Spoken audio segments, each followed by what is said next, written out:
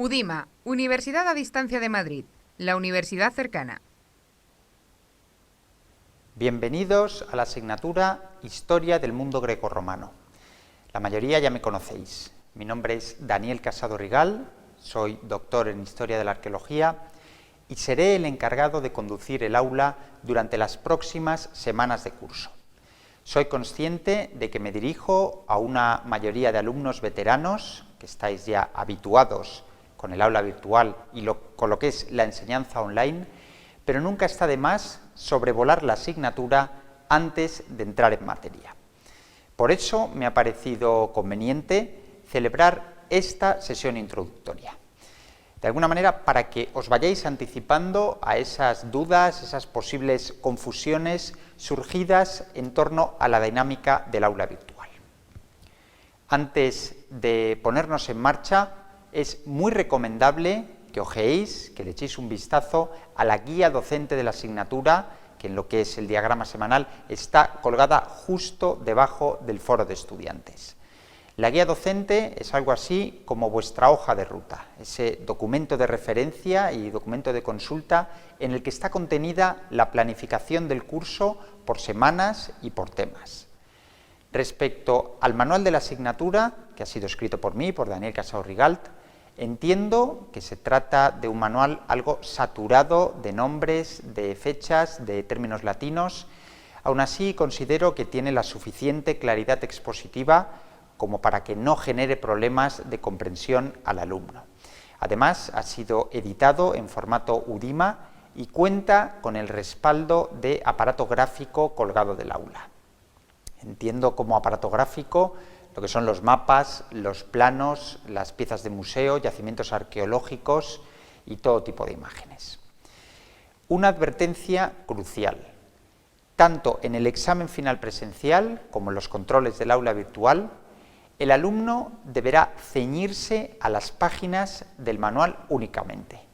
Sin embargo, sí podrá darse el caso de que una actividad de evaluación continua o una actividad de aprendizaje esté inspirada, esté basada en contenidos ajenos al manual. Resumiendo, dicho de otra manera, es recomendable que el alumno se centre exclusivamente en las páginas del manual cuando se trate del examen final presencial o de los controles. Insisto, este es un matiz muy importante en lo que es el desarrollo del curso.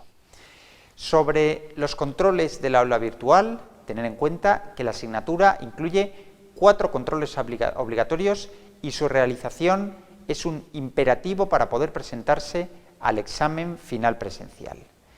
Y es que todo estudiante ha de cumplir unos requisitos mínimos para poder presentarse a este examen final presencial. ¿Cuáles son estos requisitos? Pues tener hecho los 4 controles del aula virtual y al menos tener aprobadas 2 de las actividades de evaluación continua y 2 de las actividades de aprendizaje. Aún así, es muy recomendable entregar todas las actividades que hay planteadas en el aula, porque una actividad no entregada, obviamente, es un 0, será considerado un 0 a la hora de obtener la calificación global del curso, con lo que esta conlleva pues, a la hora de hacer un promedio de notas. En términos técnicos, recordar que cada uno de los controles dispone de 2 intentos para ser realizado. Y una vez completados estos 2 intentos, el sistema de calificaciones tendrá en cuenta la mejor de las 2 notas obtenidas, algo que además os va a ayudar a la hora de recorrer las páginas del manual a modo de estudio, a modo de repaso. Es posible que encontréis algo complicadas las preguntas incluidas en estos 4 controles. Bueno, es lógico, dado que los controles se hacen con el manual en la mano, pues se requiere cierta exigencia, de alguna manera, para obligaros a mirar a fondo el manual de la asignatura y las distintas unidades didácticas. Generalmente, eso sí, las preguntas planteadas al final del curso, en el examen final presencial, la vais a encontrar algo más asequibles, algo más globales. Capítulo aparte es el de las actividades planteadas en el aula, actividades que aparecen recogidas en la guía docente. El aula incluye 2 categorías de actividades. Por una parte, las actividades de aprendizaje, que tienen un peso del 10% sobre la nota global del curso, y las actividades de evaluación continua, que tienen un peso del 20% sobre la nota global del curso.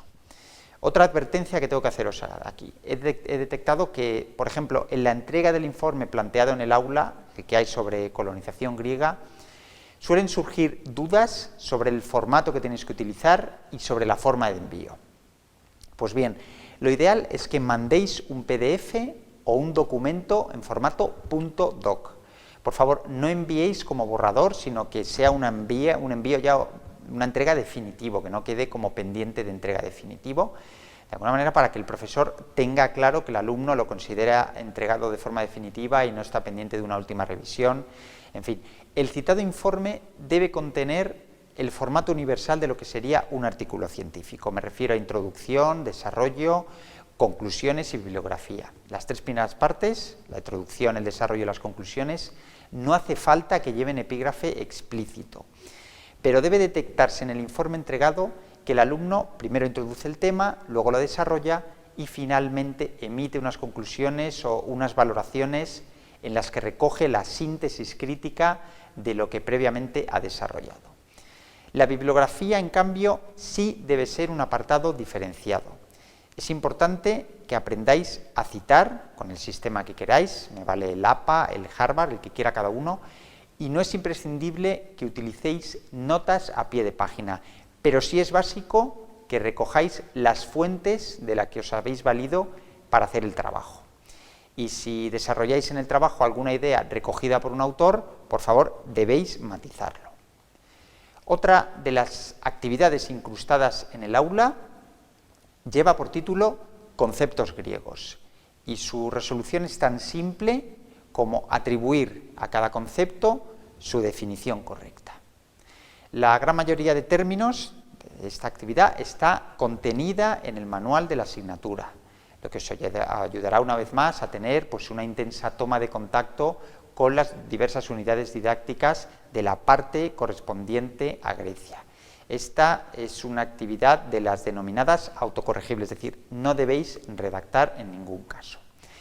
Distinto formato tiene la siguiente actividad contenida en el aula virtual. Consiste en un foro de debate sobre el lenguaje moderno.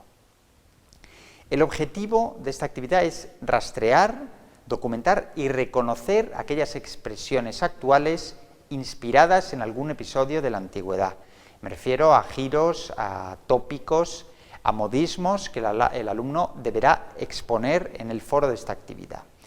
De alguna manera se trata de una actividad pues, original, ingeniosa, que trasciende la dimensión académica y con la que podréis comprobar la cantidad de episodios de la antigüedad que se han venido sedimentando en nuestro lenguaje a lo largo del tiempo. La última de las actividades contenidas en el bloque correspondiente a Grecia, en este primer bloque, también de formato autocorregible, va a poner a prueba vuestra capacidad para identificar formas y funciones de la cultura material griega. En esta actividad, el alumno tiene que asociar imágenes con términos y con características que deberá seleccionar en dos desplegables que se adjunta en la actividad junto a cada una de estas imágenes. En esta actividad entiendo que podéis necesitar consultar otro tipo de fuentes. Me refiero a manuales, a catálogos de exposición, a páginas web, en fin. Se trata de una actividad entretenida como la anterior y sobre todo muy útil para que vayáis adiestrando el ojo en lo que es el reconocimiento de piezas de museo o artefactos arqueológicos. Ya en el bloque correspondiente a Roma, el segundo bloque de esta asignatura, la primera actividad programada es un mapa con regiones, ciudades y con evidencias arqueológicas contenidas en un desplegable. Se trata de que hagáis una correspondencia entre estos números que aparecen en el mapa mudo y los términos contenidos en este desplegable del que os he hablado antes. Es habitual una queja aquí del estudiante sobre la cercanía de muchos de estos puntos, de estos números que están muy cerca unos de otros. Es muy fácil, lo que tenéis que hacer es dejarlos para el final y utilizar la referencia sur, norte, este, oeste para lograr la ubicación idónea. La siguiente actividad, en la que tampoco debéis redactar porque es autocorregible, consiste en elegir la definición correcta de entre una serie de términos relacionados con la historia de Roma. ¿Cuál es el objetivo de esta prueba? Pues al igual que el que os comenté en el bloque de Grecia, que os habituéis con estos nombres, estos términos, estos acontecimientos, estas palabras técnicas, estas batallas. En definitiva, pues una labor de búsqueda y de documentación a lo largo de las unidades didácticas. La mayoría de estas definiciones de esta actividad podéis localizarlas en el manual de la asignatura. Aunque la asignatura es de corte histórico, hay planteada y propuesta en el aula una actividad de numismática.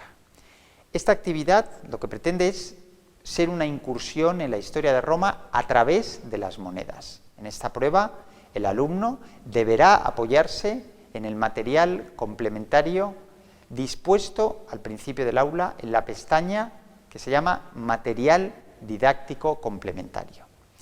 Y ya para cerrar el capítulo de actividades, hay una actividad que es una prueba de catalogación. El sistema en esta actividad os va a servir 4 imágenes. Pueden ser planos de ciudades, yacimientos arqueológicos, monedas, piezas de museo, cerámicas. Y a continuación deberéis identificar esta imagen. ¿Cómo? Pues con estos 2 links adjuntados en el diagrama semanal al principio del aula. Se llaman material didáctico complementario. Las 4 imágenes están contenidas en este link que os aportará la primera pista. Es decir, os dirá la denominación de la pieza y la cronología. Y una vez localizada y nombrada la pieza o la imagen, tendréis que profundizar en otras fuentes. Una vez más, en páginas web de museo, en artículos científicos, en manuales, en catálogos, en libros, para aportar la mayor cantidad de información posible. Se recomienda, por cierto, añadir bibliografía en esta prueba. Y por favor, no incurráis en hacer una valoración estrictamente artística. Aquí se trata de aportar información histórico-arqueológica. Aunque siempre habrá que aportar información de corte artístico, recordar que esta es una asignatura de historia. Como os anticipé antes, disponéis de 2 links llamados material didáctico complementario en el encabezamiento del aula. Los tenéis subrayados en color rojo en esta diapositiva. Estos links van a ser vuestro respaldo visual. No solo los vais a necesitar para llevar a cabo la actividad de catalogación, sino que además estos 2 links contienen mapas, reconstrucciones, fotografía antigua y obviamente todo tipo de clasificaciones numismáticas asociadas a la asignatura. Y poco más. Yo creo que con estas pautas generales podéis afrontar el curso con solvencia y con todo tipo de garantías. Cualquier duda, tenéis la opción de conectarme en horario de tutorías, de mandarme un correo electrónico o bien de elevar vuestra consulta, vuestra duda al foro. Así que mucha suerte a todos y hasta pronto. Nos vemos en el aula.